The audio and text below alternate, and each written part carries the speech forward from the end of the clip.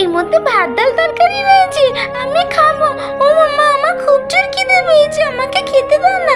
এর মধ্যে খাবার আছে তো, আমাকে খেতে দাও মা, আমাকে খেতে দাও মা। ঠিক সেই সময় অবাগী ঘরের পাশ থেকে নন্টি আর প্রিয়া স্কুটি করে যাচ্ছিল। এই দেখো, আমার মা হাতে করে কি নিয়ে আসছে। এর মধ্যে ভাত ডাল তরকারি আছে, তোমরা মা মেয়ে খেয়ে নিও।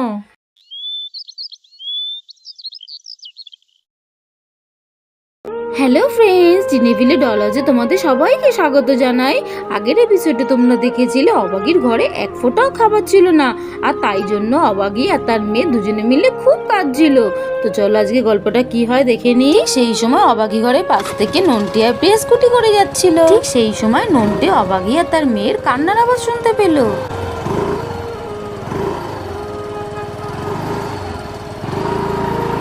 এই প্রিয়া স্কুটিটা নিয়ে একটু দাঁড়ারে, পাশে দেখ দুজনে মিলে খুব কাঁদছে, মা আর মেয়ে মনে হয়। চল আমরা গিয়ে একটু দেখি। এই বলে প্রিয়া নন্টে স্কুটি থেকে নেমে গেল। আন্টি আন্টি, কি হয়েছে গো তোমাদের? তোমরা এরকম ফুবিয়ে ফুবিয়ে কাঁদছো কেন? কি হয়েছে গো, আমাকে একটু বলো না। আমি না কারো দুঃখ দেখতে পারি না, বলো না কি হয়েছে, কাঁদছো কেন? আমি কি কিছু হেল্প করতে পারি? বলি বলো তো, আমার ঘরে খাবার জন্য এক ফোঁটাও দানা নেই। আমরা না দুদিন ধরে এক ফোঁটা কিচ্ছু মুখে দিইনি, আমরা দুজনে মিলে না খেয়ে রয়েছে, আমি আর আমার মা।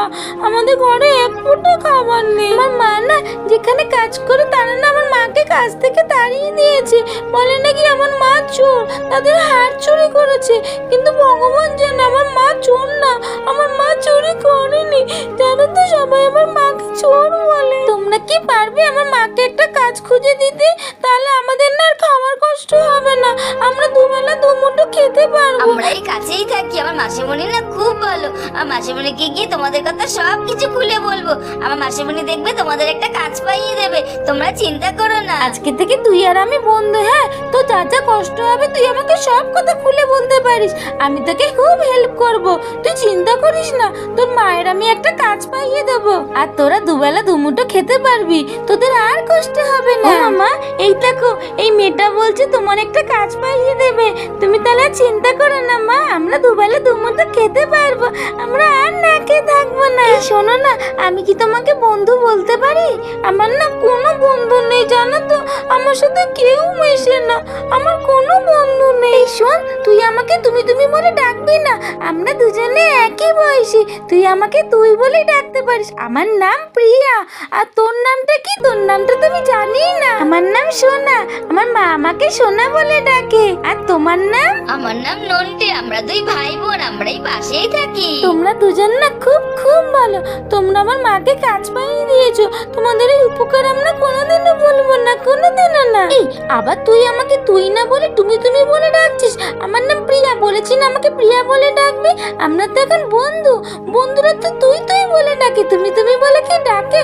আর আন্টি আর তুই তো না খেয়ে আছিস, তারা আমরা এক্ষুনি বাড়ি যাচ্ছি, বাড়িতে গিয়ে মাকে গিয়ে সব কথা বলছে, তোদের জন্য খাবার নিয়ে আসছি না, আমরা আসছি, হ্যাঁ? আর তোদের জন্য আমরা এক্ষুনি খাবার নিয়ে আসছি। এই বলে প্রিয়া নন্টে তো আবার স্কুটি নিয়ে চলে গেল। এসো না, আসলাম। ঠিক কিছুক্ষণ বাদে প্রিয়া আসে। না, এসো না, এই দেখ আমি তোদের জন্য কি নিয়ে এসছি। চাল, এর মধ্যে তো চাল আছে দেখছি। আরো আছে, এই দেখ আমি কি নিয়ে এসেছি। চাল, মুড়ি, আরো অনেক কিছু আছে। এই দেখ আমার মা কি নিয়ে আসছে।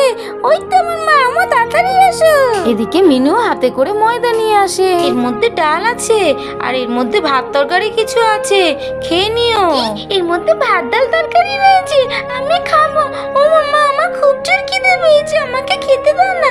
এর মধ্যে খাবার আছে তো, আমাকে খেতে দাও মা, আমাকে খেতে দাও। মা, আমি যে আর পারছি না থাকতে, তুমি দাঁড়িয়ে আছো কেন? আমাকে খেতে দাও না। মালকিন, এই সব কিছু আমাদের জন্য? হ্যাঁ অবাগী, এগুলো সব তোমাদের জন্য। আর কালকে থেকে তুমি আমাদের বাড়ি কাজ করতে আসবে, প্রিয়া আমাকে সব কথা খুলে বলেছে। আর হ্যাঁ, আজকে থেকে আমাকে মালকিন না দিদি বলে ডাকবে। মালকিন, আমি তো এখনো অবধি আপনাদের বাড়ি কাজই করলাম না, আর আপনি আমার জন্য এত কিছু করলেন। কাজ পরে হবে, আগে তুমি আর তোমার মেয়ে পেট ভরে খাও তো। আর হ্যাঁ, তোমাকে বলছি না অবাগী বারবার করে, তুমি আমাকে মালকিন বলে ডাকবে না, তুমি আমাকে দিদি বলে ডাকবে। ঠিক আছে দিদি, আমি আপনার এই উপকার কোনোদিনও ভুলবো না, আর কালকে থেকে আমি আপনাদের বাড়ি কাজ করতে যাব।